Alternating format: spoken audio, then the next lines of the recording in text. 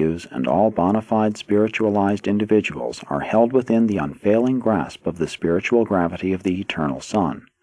The mortal mind, for example, initiates its career as a material mechanism and is eventually mustered into the core of the finality as a well-nigh perfected spirit existence, becoming progressively less subject to material gravity and correspondingly more responsive to the inward-pulling urge of spirit gravity during this entire experience. The spirit gravity circuit literally pulls the soul of man paradiseward.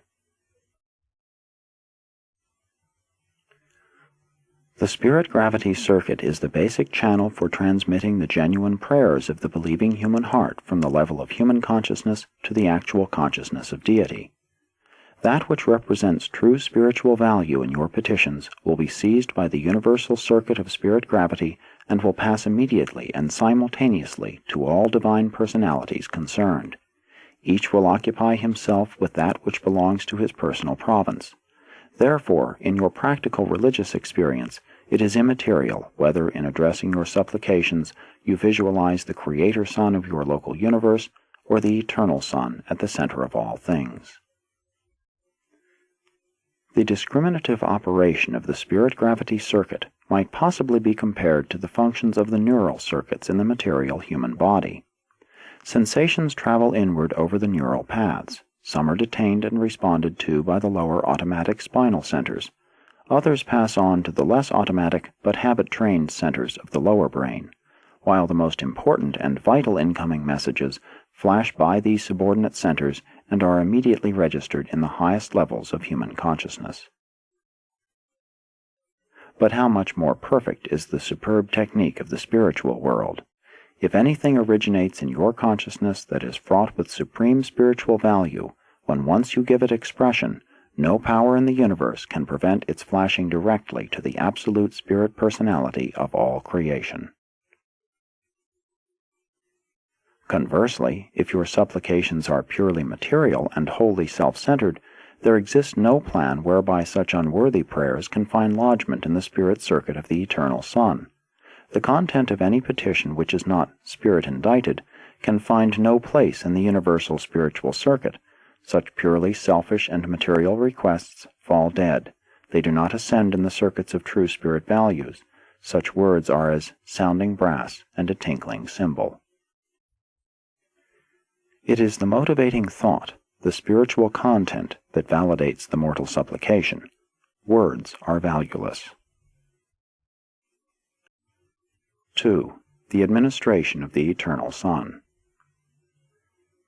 On Paradise, the presence and personal activity of the original Sun is profound, absolute in the spiritual sense.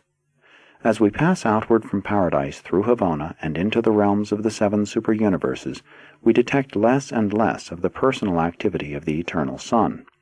In the post-Havona universes, the presence of the Eternal Sun is personalized in the Paradise Suns, conditioned by the experiential realities of the Supreme and the Ultimate, and coordinated with the unlimited spirit potential of the Deity Absolute.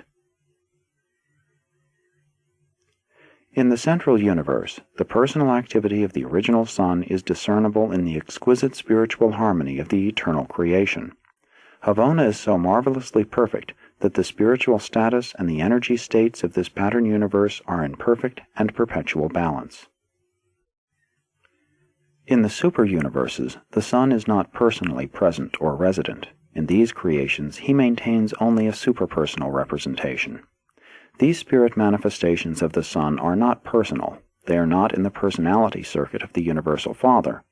We know of no better term to use than to designate them superpersonalities, and they are finite beings. They are neither absonite nor absolute.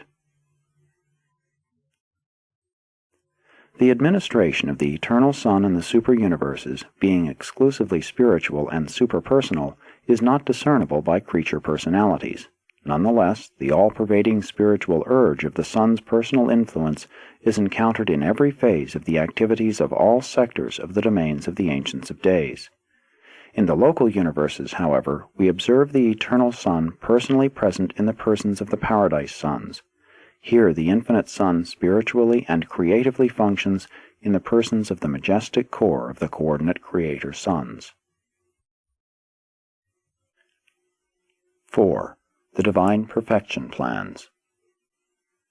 The Eternal Son is in everlasting liaison with the Father in the successful prosecution of the divine plan of progress, the universal plan for the creation, evolution, ascension, and perfection of will creatures, and in divine faithfulness the Son is the eternal equal of the Father.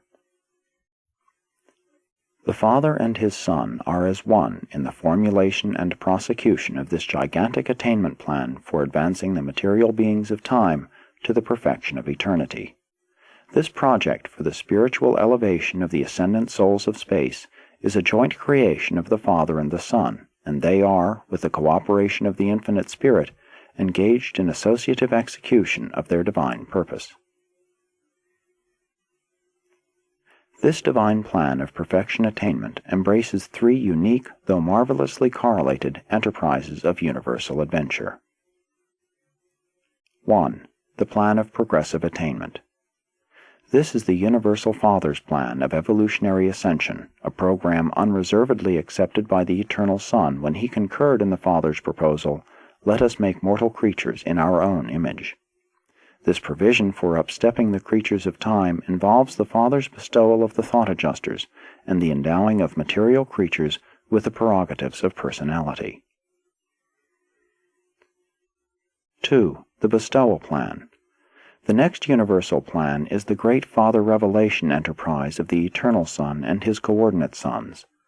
This is the proposal of the Eternal Son and consists of His bestowal of the sons of God upon the evolutionary creations, there to personalize and factualize, to incarnate and make real the love of the Father and the mercy of the Son to the creatures of all universes. Inherent in the bestowal plan, and as a provisional feature of this ministration of love, the Paradise Sons act as rehabilitators of that which misguided creature will has placed in spiritual jeopardy. Whenever and wherever there occurs a delay in the functioning of the attainment plan, if rebellion, perchance, should mar or complicate this enterprise, then do the emergency provisions of the bestowal plan become active forthwith. The Paradise Sons stand pledged and ready to function as retrievers, to go into the very realms of rebellion and there restore the spiritual status of the spheres. And such a heroic service a coordinate Creator Son did perform on Urantia in connection with his experiential bestowal career of sovereignty acquirement. 3. The plan of mercy ministry. When the attainment plan and the bestowal plan had been formulated and proclaimed, alone and of Himself the Infinite Spirit projected and put in operation the tremendous and universal enterprise of mercy ministry. This is the service so essential to the practical and effective operation of both the attainment and the bestowal undertakings, and the spiritual personalities of the third source and center all partake of the spirit of mercy ministry, which is so much a part of the nature of the third person of deity. Not only in creation, but also in administration, the Infinite Spirit functions truly and literally as the conjoint executive of the Father and the Son. The Eternal Son is the personal trustee, the divine custodian of the Father's universal plan of creature ascension. Having promulgated the universal mandate, "Be you perfect even as I am perfect," the Father entrusted the execution of this tremendous undertaking to the Eternal Son, and the Eternal Son shares the fostering of this supernal enterprise with His divine coordinate, the Infinite Spirit.